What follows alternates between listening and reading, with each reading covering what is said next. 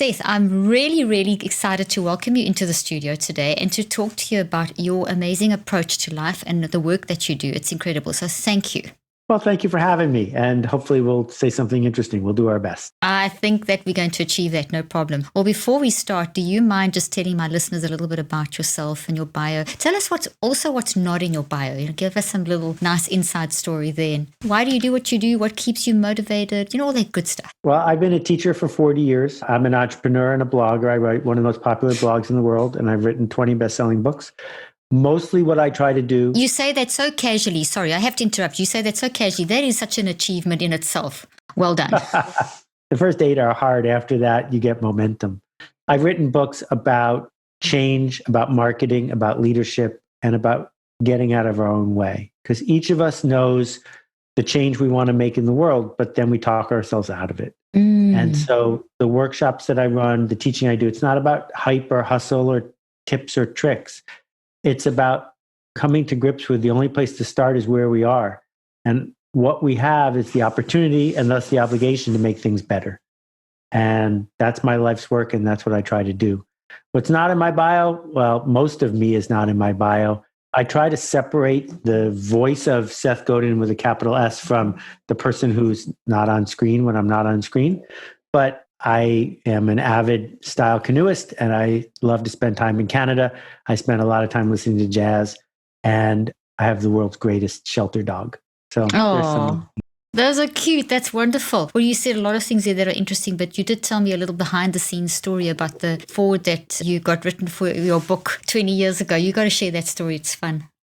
So authors tend to remember the books they did that sold the worst, because they're like their favorite child.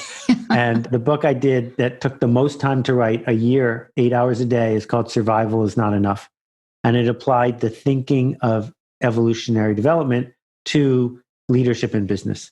And who better to write the foreword than Charles Darwin? The problem is that Charles Darwin is dead. And so what I did was I got a copy of The Origin of Species and edited a 700-page document into 3 pages. I didn't add one word. I just took out words. And those 3 pages became the foreword for my book. I just love that. So creative. And you are creative, and you do creative differently. And you made a comment in your introduction that I'd love to just jump onto. You help people get out of their own way. That's quite a statement and quite a provocative one. Can you talk a little bit about that? Well, so the words matter here a lot. And my new book, which is called The Practice, was going to be called Trust Yourself.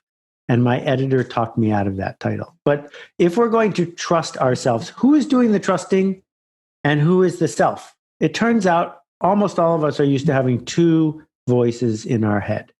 We have the voice in our head that's articulate, that's afraid, that talks us out of things, that conforms and complies. And then we have the other voice in our head that we call maybe artistic, that dreams, that wants us to go forward. And it's super easy to get in a debate with ourselves. And usually the fearful voice wins, the resistance, the one that says you need to fix your hair before you go on a blind date, right? The one that is constantly criticizing us. And what I'm trying to help people see is there's no external force. There is no muse. There is no magic. There's no talent. None of those things actually are factors. All that's a factor is that you care enough to trust yourself to get out of your way so that you can show up even if it's not going to work. Because we live in a culture where people want to guarantee before they show up. Yeah. And there are no guarantees. And so we don't show up. So good. So to have that courage to challenge that resistance voice and to really run with that voice that actually is driving you to experiment and explore and be prepared to make the mistakes and fail. And we all know this, don't we? We know this, but it's to get that balance, to get the resistance voice down and to get the creative or experimental voice, I don't know what you call it, moving forward. Right. And there are some barriers. The first one of the largest sources of clutter is imposter syndrome. That voice that says you're a fraud, that you're fake, that people are going to discover that you don't belong, et cetera. And it's been amplified in the last 50 years dramatically. And people say, well, how do I get rid of imposter syndrome? And they're surprised at my answer because you are an imposter. And so am I. And anytime we are leading, anytime we are doing art, anytime we are doing something that might not work, well, we've never done it before. So how can we be sure? I've never been on your podcast before. How can I be sure I'm going to do a good job? I shouldn't do it if I can't be sure. And so I feel like an imposter. However, fighting it just makes it worse. The answer is, oh, good. That's a symptom that I'm doing the work. The symptom is you feel like an imposter. Stop seeking reassurance and instead embrace the fact that the reason this work is hard and scarce is we can't outsource it. We can't find a computer to do it. We can't get someone cheaper than you to do it. Only you can do that. And if you need a guarantee, you're going to be waiting a very long time. You know, I love what you've just said. I do clinical trials, and one of the things that I just, in the mind-brain research I've been doing for 38 years, is this concept of embracing, not being, like you talked about the imposter syndrome, actually sort of embrace that, and you see that as a symptom, and that you're doing the work, that it's hard, but you're doing the work. And that's a shift of perspective. And that's what I showed as well in my research, that when you actually embrace any kind of so-called negative emotion or negative feeling, like, for example, imposter syndrome, your brain shifts into the highest mode of function, and you actually weaken you could call it that resistance voice, or you weaken those toxic things, and it's hard, but if you face that and push through, that's when you will see the change around. And you see the changes in the brain and the body and the whole mind-brain connection. So it's a slightly different angle, but there's scientific evidence there that we need to embrace those things like imposter syndrome and so on, not sort of shove them down or let them keep us stuck and not move forward. So I'm really glad you said that. I love how you explained that. Thank you. And so let me try to run another definition by you, because you're way more expert than me. So the definition of stress that I've been using is stress is when we want to do two things that are incompatible at the same time. When we want to stay and we want to run. When we want to be quiet, we want to speak up. When we want to be furious, but we know we need to be calm. Those are the moments when we feel stressed. If you get to do what you want to do, the stress goes away. And if that's true, then my contention is a huge form of stress is wanting to express ourselves, wanting to let that part of us be trusted, but also wanting to be universally liked, applauded, and successful. If you want both of those at the same time, it's super easy to be bitter.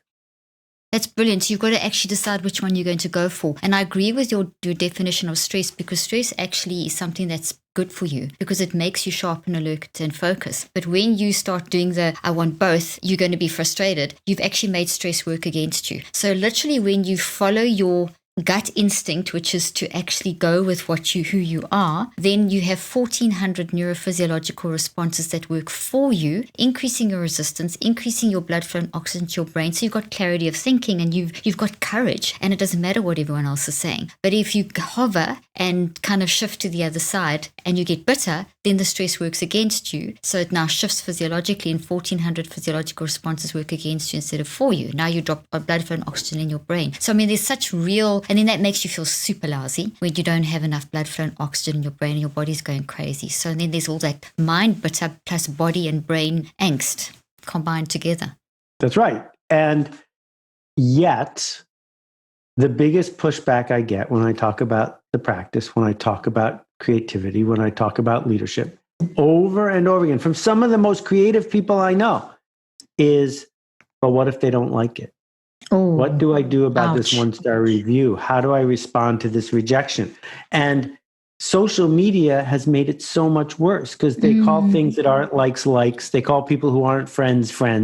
And they are constantly updating us about how people are talking about us behind our back.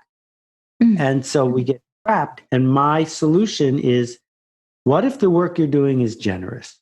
What if you are a lifeguard? If you're a lifeguard and you know you're not the best lifeguard in the world, you have proof that other people are better at being a lifeguard than you, and there's someone drowning 3 feet in front of you, should you rescue them or should you run away and hope a better qualified lifeguard will do it? Well, the answer is pretty obvious. You rescue them. Because the drowning person doesn't care that you're the best lifeguard. They simply care that you showed up for them. And if we can view our work as generous, then we're not taking anything, we're giving something. That is so good. If someone doesn't get the joke, all right, sorry.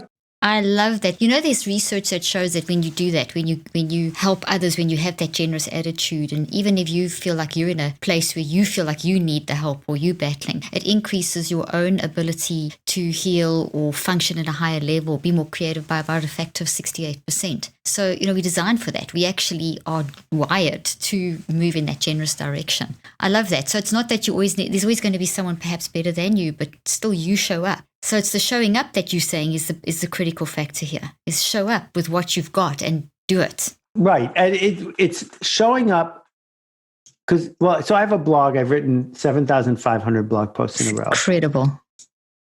And thank you. There aren't very many people who have a streak like that. But here's the deal.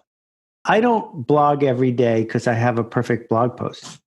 I will blog tomorrow because it's Thursday.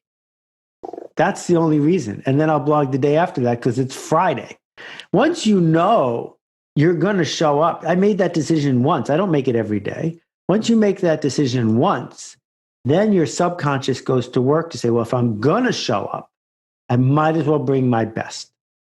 And that decision-making tree is critically important because we want to make the decision that we're going to do this generous act for the people we choose, the smallest viable audience.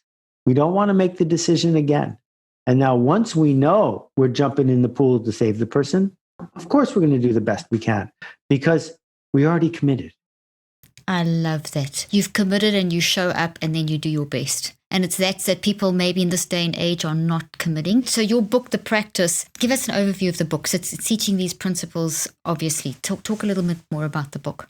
I wrote it sort of for me to read it, but I also wrote it because it's the thing that comes up the most as I'm trying to help people go forward, which is they can understand the technology, the tactics, the way forward, the strategy, but then they get stuck. And they get stuck because they have a sloppy creative practice. They're waiting for perfect. They're waiting for a crisis when the alternative is to say, this is the way I do it. I always do it. I do it again and again. I ship creative work. If it doesn't ship, it doesn't count. If I need more skill, I'll go get more skill. But I will not whine about a lack of talent because there's no such thing. All that matters is that I have a craft that I am developing and my practice protects me, as the great Elizabeth King said, protects me from the weakness of my daily intent. Because in any given moment, we have reasons to back off this work, this generous work. But if you have a practice, you've already decided. That's brilliant. And this book teaches you how to, I've heard you say that statement a few times, get it shipped out. So that's, in other words, make it happen. Well, make it happen means, so there was a very important artist named Hilma af Klint, and she's from Sweden. And I say important, but I shouldn't say important. She could have been important. She painted 10,000 paintings in her lifetime from 1910 to 1940 or so. Wow. And no one ever saw them. If they had been displayed when she was painting them, they would have changed the arc of modern and contemporary art forever. When you look at them, and I saw her exhibition at the Guggenheim, when you look at them, they look like they're sort of from another planet because they rhyme with the art we have, but they're not the art we have. Wow. She had a very distinctive point of view, and her work was in and of itself. It was very real and it was professional, but she never showed it to anyone, just 4 people. And when she died, she put in her will that her nephew, her only heir, had to store the paintings for 20 more years before he showed them to anybody else. Goodness. And I make the controversial point that Hilma was a painter, not an artist. Because to be an artist, people have to see your work. When they see your work, when they interact with your work, they are changed and so are you.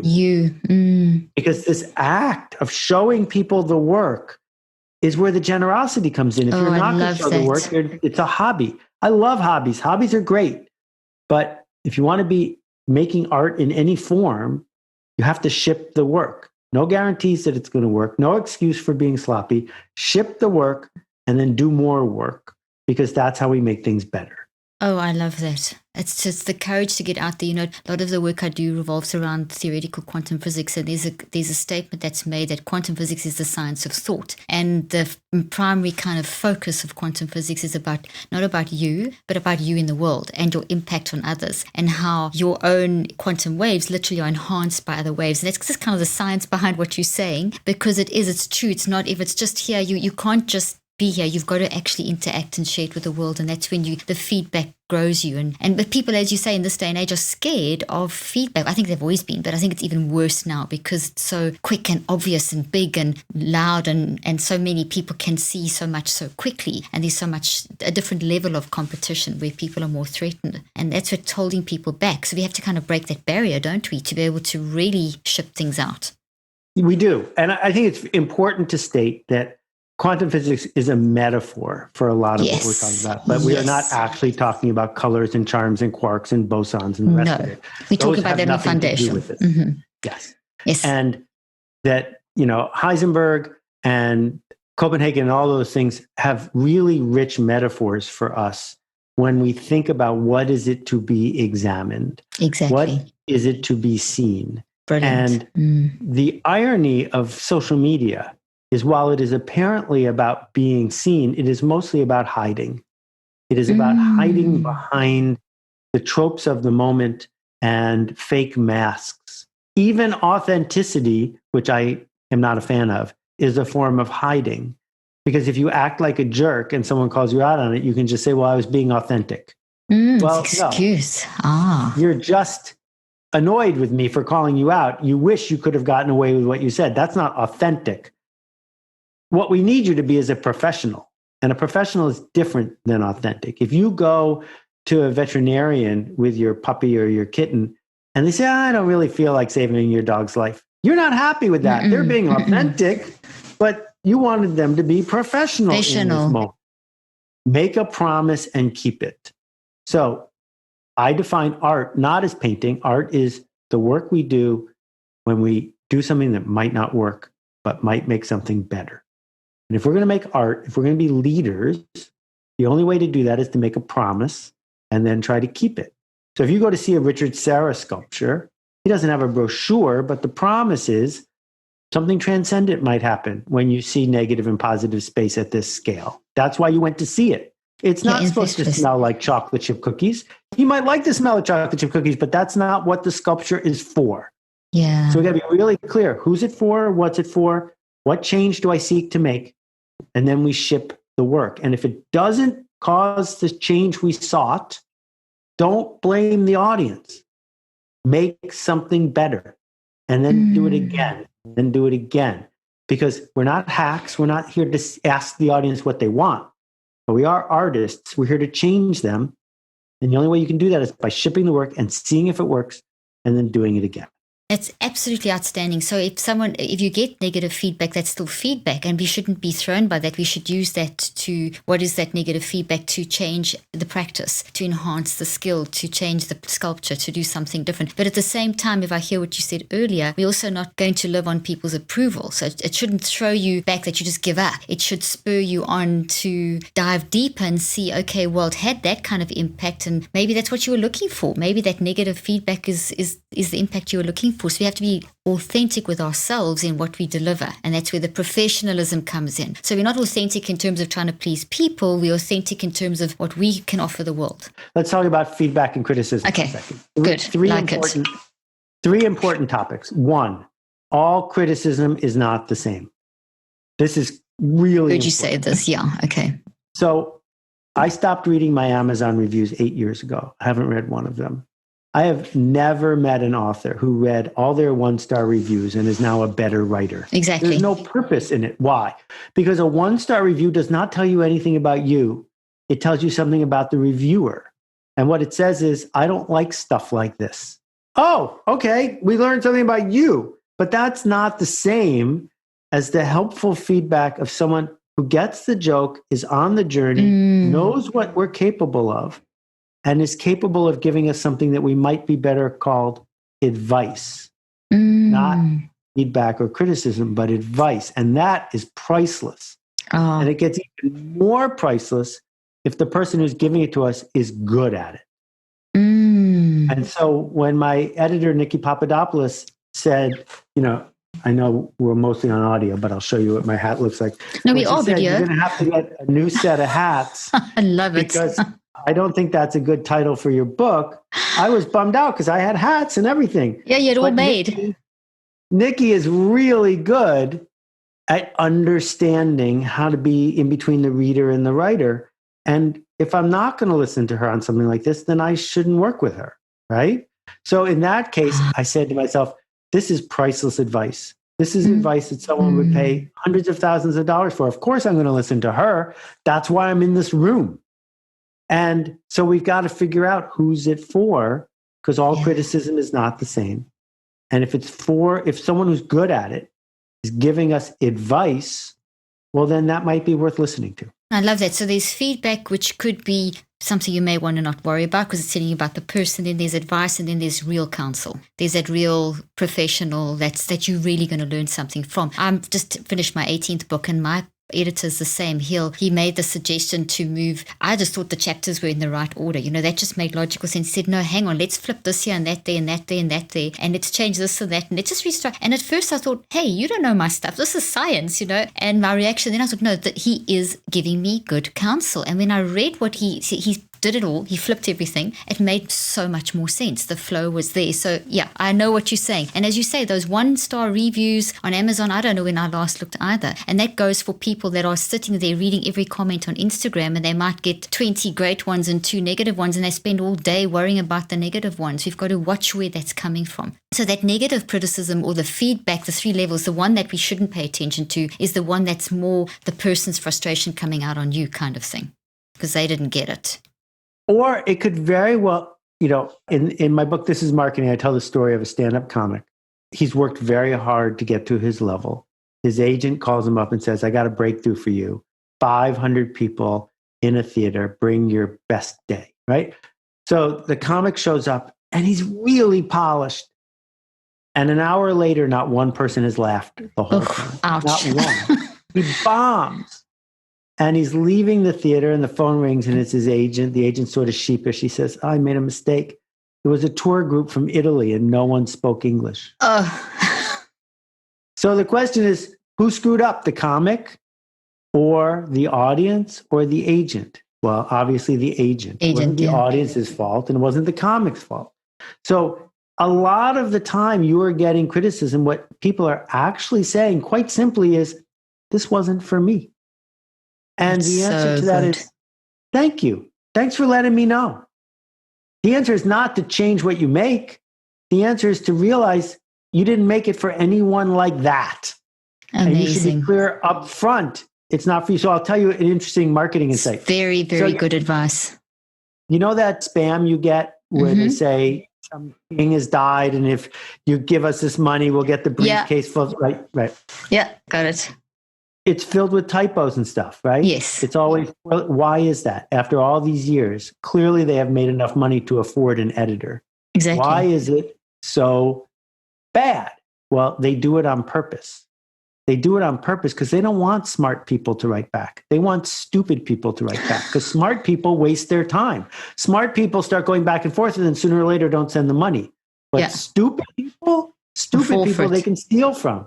So they leave the typos in on purpose as a way of finding their audience. And that's why romance novels don't look like business books, because they don't want someone who's looking for a business book to accidentally buy a romance novel, even though in the short run, they'd sell a couple more books. Because in the long run, they'd be annoying people. Make it look like it's supposed to look. Make it look like it's supposed to look. That's profound. So you need to know your audience. You need to have that practice mentality where you can actually know what you're looking for, know your audience, what you can bring to the table. You need to know what you can bring to the table. And then that's going to be specific for an audience. So you also, if I'm hearing you correctly, you're saying don't try and please everyone because you just cannot. But we're in a world that says you must please everyone and everyone must like you. And it's false sort of toxic positivity, whatever you want to call it. That's right. So, there are scientists who are on track to win a Nobel Prize. And there are scientists who do important work who will never win a Nobel Prize. Exactly. The people in the second group should not be cursing out the people in Sweden. they should just say, I'm not making this for the judges in Sweden. That's not my work. Don't wait for the phone to ring because they're not going to call you. And as soon as you give up on that, you can go back to focusing on who you're actually here for and just do that work. Otherwise, you're going to water down the quality of what you can offer because you're so busy being distracted or waiting for what you think is the approval that you need to be able to move forward. And that's just so unhealthy. Gosh, well, this is amazing. You say creative. I want to ask you this question. You also say creativity is an act of leadership. How so? And how can we be more creative in our everyday lives? And creativity is one of those things that, as a scientist, I always have to correct people because, and I'm not correcting you, I'm just saying from a scientific perspective, you hear people saying that's a right brain activity. Well, it's impossible for anything to be a right brain activity because your whole brain's always working all the time. So you've got constant function. Obviously, it's basically using your mind properly so that your brain works properly. But that's just from that side. Can you speak about it in terms of what it is in leadership? Let's start with this. Leadership and management are not the same thing. They are often used the same way, but they're not. Okay. Management is the cornerstone of industrialism. Management is getting people to do what they did yesterday, but faster and cheaper. Management is about compliance and coercion. You have power and you use it to get people to do what you want. It's not something to be shunned. We need management in our world or it all falls apart. Leadership is voluntary. You voluntarily lead and you voluntarily follow because it has no coercion power. Leadership is I'm going over there, who wants to come? And what it means to go over there is I'm not sure how to get there, but we're going to go explore that. Well, that is an act of creativity. And creativity, by definition, is something that hasn't been done before. So it is also an act of leadership. So when I think about science, the vast majority of people in science do management. They say there's 400 drugs to be tested against this clinical group. Let's turn the wheel. Let's turn the wheel and turn the wheel. That's not creative. That's important, really important. What's creative is saying, no one's ever taken this generally recognized as safe substance, applied it against this modality, and done this, and that might not work. And it's going to cost us a lot of time and energy to find out, and I'm going to go lead that. That is a creative act. Yeah, I love that definition. I totally get that. So it's something that's totally new. You're not just, it's something that you're exploring and it's something that hasn't been done before. And you have to have a lot of courage and believe in yourself and be prepared to fail because the failure is linked to the success. Love that. That's fantastic. If you're waiting for a guarantee, you're going to be waiting a very long time. Yeah, you said that earlier on. That's so good. If you're waiting for a guarantee, you're going to be waiting forever, literally, because you're not going to get that. So you also say this book is a capstone of decades of helping people discover that they're able to find their voice and share it. And that we shouldn't wait for permission, but we should figure out the change we seek to make and find a way to show up with our best work. So you've been saying that, but I just love that phrase. So how does one begin to figure out the change and seek to make and find the way to show up with their best work? Because you've hinted at the philosophy of that, but how do they do it? So let's talk for a minute about finding your voice, because what an odd expression. I was recording an audiobook 2 years ago, and because as I've gotten older, my previous way of speaking was wearing me out, I actually was unable to speak for 2 weeks. Wow. I had to go see a voice coach on an emergency basis.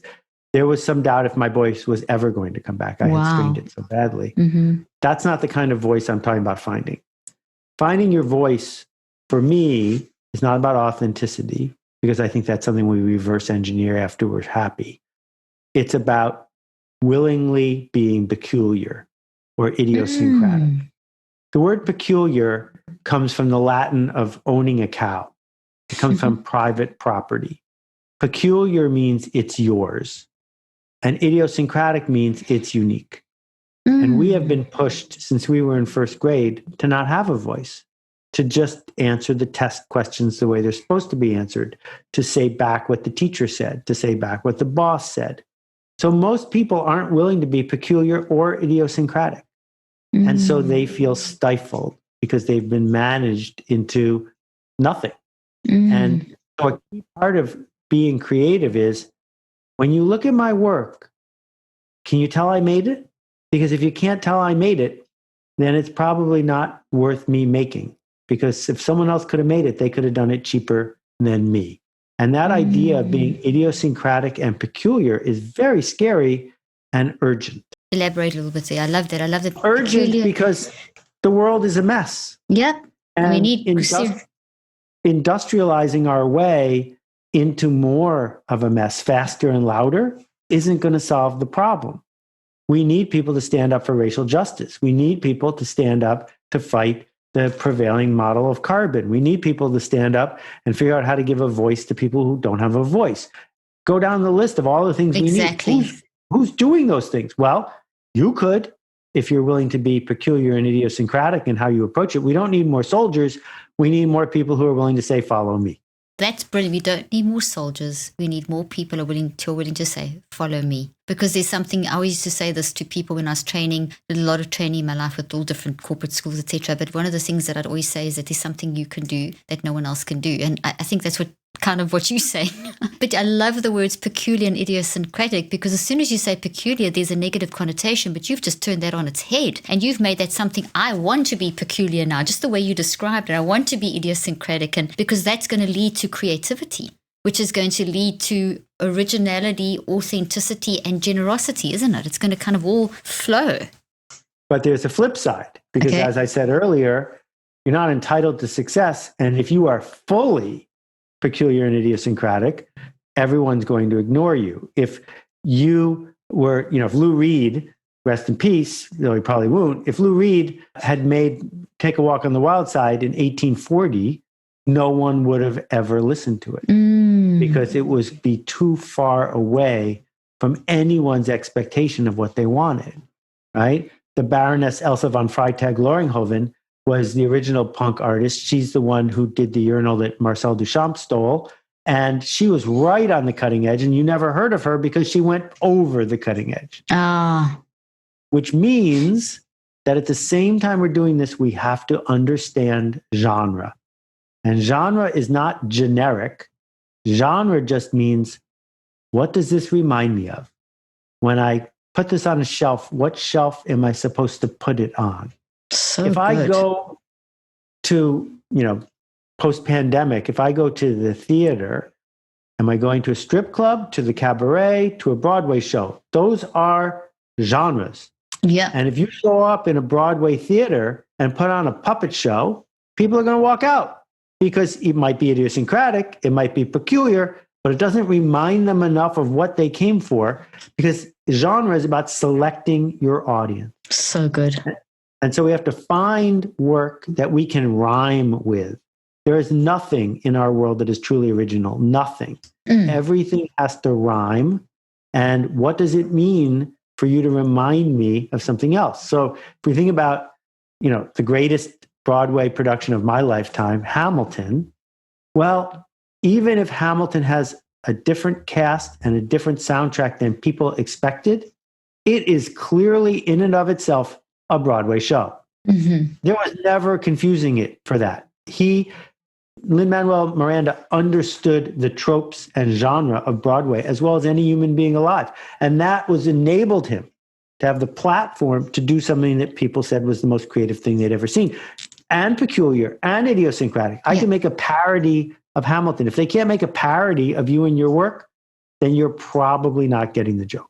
Wow, you've said so much profound stuff. I hope people get this, because that is, the way you said it is just, it's amazing, because it's be idiosyncratic. I'm just going to paraphrase, see if I'm getting this right. Be idiosyncratic, be creative, be peculiar, but make sure that you put it on the right shelf. In other words, the right genre. Make sure that you are rhyming with what, in other words, that people can find it relatable. So it's just enough on the edge that it's creative, but it's on the edge that they recognize. Because if it's out of on another shelf, people are not going to see the brilliance of what you have. So there's the creativity in balancing, isn't it? It's balancing this that you can generously give to the world, but on the right shelf, in the right genre. That is so excellent. I love that.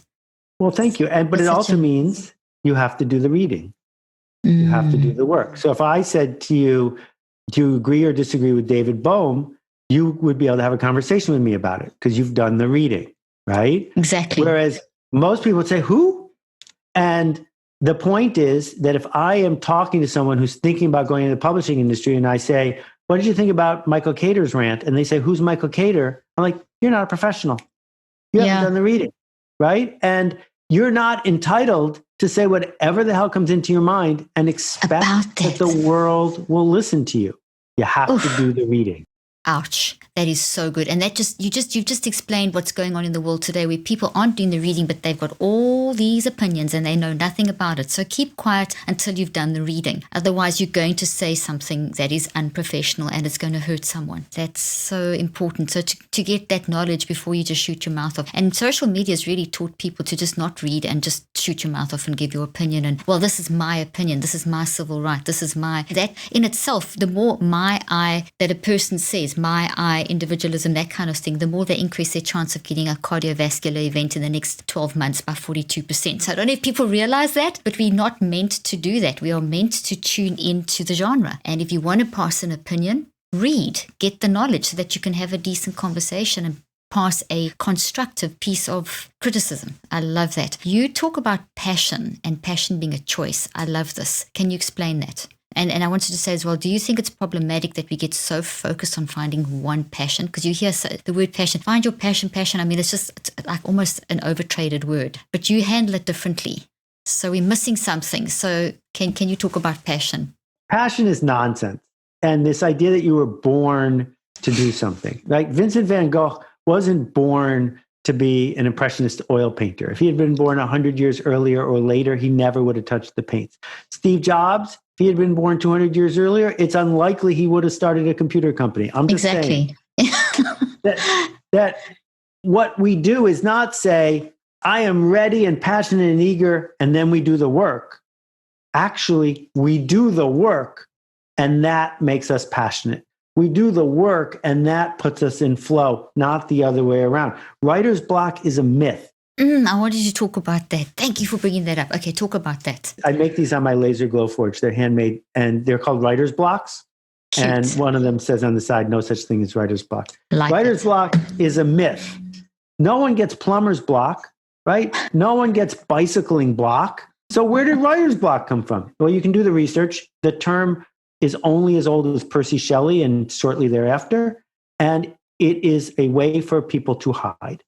If you show me enough bad writing, then I will accept the fact that maybe you're stuck. But most of the people who say I have writer's block don't have any writing, because what they really have is, I'm afraid of bad writing. And if you just do the bad writing, some good writing is going to slip in. If you write 30 movie screenplays, one of them might be better than terrible. That the act of typing is not difficult. You can write an entire book. You could write To Kill a Mockingbird, type it, you could type To Kill a Mockingbird in 3 hours. That wasn't the hard part. The hard part was for Harper to figure out which words, but the typing, not hard. So what I'm saying to people is, if you feel blocked, show me your bad work. Show me your cycles. Show me that you showed up and did the thing. If you do the thing, it's extremely likely you will find flow and that you will feel passion. So there are all these people who say, my passion is this or my passion is that. No, I think what your passion is being seen. Your passion is feeling of worth. Your passion is feeling of use. And it could be anything. Your passion is not to make YouTube videos about putting on cosmetics, because if YouTube didn't exist, you'd find something else to be passionate about. So do the work, be part of the practice, and then the passion will follow. That's so good. And that doing the work, it's once again that inside you, what you've got to offer, that driving whatever that you're interested in, just start doing it, no matter how bad, no matter how bad the writing, no matter how bad the cosmetic idea or the business idea, just do it and see what happens, get the feedback, and then start the practice and the growth and all those things that we've been saying up to now. And then the passion starts coming. You start getting, that's the direction, that's what worked, that didn't work. This is just such logical stuff, isn't it? It's so, but it needed to be said in the way that you're saying it, because you challenge some holy cows there, or the white elephants in the room, or whatever you want to call it. So you also challenge the idea that attitudes are skills. So you explain the idea, I should say, that attitudes are skills. I like that. And in terms of that, what are some ways to develop healthy attitudes? So can you talk around that? Sure. So the words matter. A talent is something you're born with that you can't change. Being 7 foot tall is a talent. I will never be able to dunk a basketball. Never going to happen. Talent is really rare and way overrated. On the other hand, skills are things we can learn. You learn a skill by willingly becoming incompetent on your way to getting better, by showing up and absorbing lessons from people who know what they're doing and then practicing them. So here's the question. What's an attitude? An attitude, a word like honest, trustworthy, enthusiastic, even creative, funny. Okay, have you ever been any of those things at least once? At least once? Have you said something funny? So if you've done it at least once, you can do it again. Of it. And doing it again turns it into a skill because you can learn. You can learn to be more appropriately honest. You can learn to be more diligent. You can learn any of the attitudes that people care about, you can learn. And that's really good news because it means they're skills.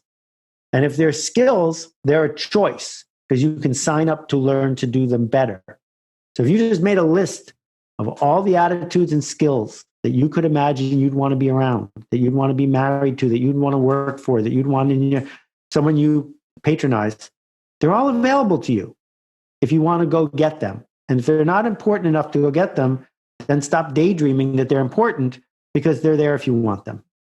Oh, I love that. I love that so much. You know, you talk about myths earlier on, and just to relate to what you're saying, you spoke about, what was it, the myth of the writer's block. There's also the myth of the 21 days that we learn a habit in 21 days. And one of the things that's been part of the work that I've done is memory research and how long it takes to actually build long-term memory into thoughts, because thoughts are made of memories, and how you turn into a habit. And my most recent research has confirmed that this takes at least 63 days, which is at least 9 weeks. So when you talk about skills that are learned, you talk about you're giving so much hope in what you're saying. Because if you think, oh, well, that's something that only someone can do and I can't learn it, there's no hope. But you've just said in such a profound way and hopeful way that whatever you are dreaming of, obviously it's in you. You can actually learn that. And then your book practice, I don't know if you've got the numbers of time, how long it takes to form a habit, but basically if you practice for 63 days, you can learn that skill. And that's something that I tell people as well, is that anything can be learned. Anyone can learn how to learn. Our brain's just designed to grow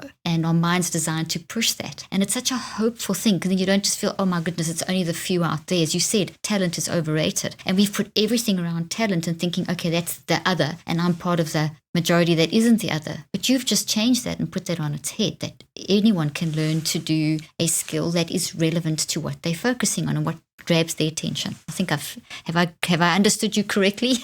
You have. And the irony, of course, as someone who writes books about marketing, is it is much easier to market the following. You are special. You'll be touched by the muse. You have a magical talent. You won't have to work very hard to expose it. The world owes you an audience and you should be authentic. If I said all of those things, I could write a bestseller in 15 minutes. Oh gosh, because people want to hear that. To sell, right? Yeah. I'm fortunate in that I don't need a big audience. I just need an audience that's engaged. And in the workshops we run, many of which run for more than 63 days for the very reason you're talking about, not everyone takes them. But we have 20,000 people whose lives have been changed because they're the right 20,000 people. And so if you're willing to accept a smaller audience of people who get the joke, then you can do your work. But if you insist on pandering to everyone, you're going to be stuck. That is one of the best pieces of advice that you can give anyone. Everything you've said has been just one pearl of wisdom after another. But that is very freeing, what you've just said now, that you don't have to reach, if you're going to pander to the whole world, you're never going to satisfy anyone. And you almost have to compromise your values to write the quick fix magic bullet solution, which we know doesn't work, but it, as you said, it sells because, these 3 steps and boom, you're rich, famous and whatever. But the hard work comes in the slogging away and all those things that we've been speaking about. And you've got to, I just love the fact that it's the 20,000 or the 10,000 or the 5, whatever the number is, that's the audience that you need to reach. And that's what you should be happy and satisfied with. And that make you, the authenticity becomes real, doesn't it? Because it's from inside out. You're not trying to manipulate or change yourself or change who you are to suit other people, which is, I love it. I love that so much. Okay, have we got time for one more question? Let's do one last question and then I got to run, but this has been thrilling. Oh, I've loved it. I'd love to have you back again. One last question, very quick. You have another interesting idea and one that will challenge some people. It's to avoid reassurance. You did bring that up earlier on. I just wanted to circle back and end with that because we're in a world that is just constantly looking for reassurance. Yeah. So this one really pisses people off. Okay, so here we go. If you need people to say everything's going to be okay, there are two problems with that. First, everything is not going to be okay. Not everything is going to work out the way you need it to. You know that. Second, even if someone you trust says everything is going to be okay, it will wear off. It will wear off much faster than you think, usually within a few minutes. And then you need them to say it again. We have an insatiable need for reassurance. Or you can acknowledge that reassurance is futile. Reassurance is a trap. And maybe it's better to assert that not everything is going to be okay, that the next thing you work on probably isn't going to work, that the thing you're planning on might not happen, and then do it anyway. That it's super popular to say to people, what would you do if you knew you could not fail? Which is sort of a bogus question. It's like, what would you wish for from a genie, and you can hack the question. Yeah. How about this question? What would you do if you knew you would fail? What would be worth doing anyway? Oh, I love that. Oh gosh. Okay, that's so profound. We have to end it there. Say it again one more time and then let's end it there. Say that last statement. What would you do if you knew you would fail? Go do that. I love that. That's incredible. Seth, you've been amazing. Where can people find out more about you and get your book Practice, the new one that's coming out, and all your other incredible work and your courses that are profound? So there's 7,500 blog posts at seths.blog, seths.blog. And if you go to seths.blog/thepractice, there's my book. And all of our workshops are at akimbo.com, AKIMBO. And my podcast is there as well. Perfect. I've got your webpage open in front of me right here. We'll have all those details in the show notes. And it's been a pleasure and so enjoyable. Thank you. And I hope you'll come back again. Thank you so much. Be well. Make a run. Thank you.